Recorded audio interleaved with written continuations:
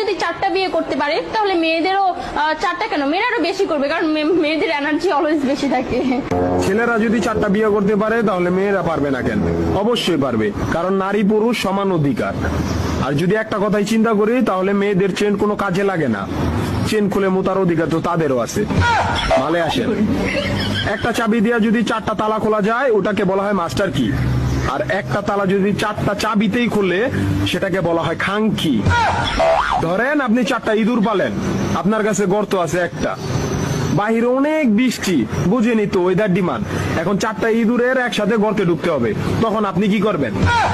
ধরলাম উপরে নিচে মিলাই আরো 2টা আছে, হ্যাঁ, তাহলে 4 নাম্বার ইঁদুরটা কই যাবো? কানের ফুটা দা না নাকের ফুটা দিয়া? হ্যাঁ, তার মধ্যে মাসের মধ্যে 7 দিন থাকে লকডাউন। আমি মানি, আমি না শুধু সবাই মানে মেয়েদের অনেক পাওয়ার, মেয়েদের অনেক এনার্জি। তাহলে দেশের মধ্যে ঘন ঘন লোডশেডিং হয় কেন? আমার মাথায় কোন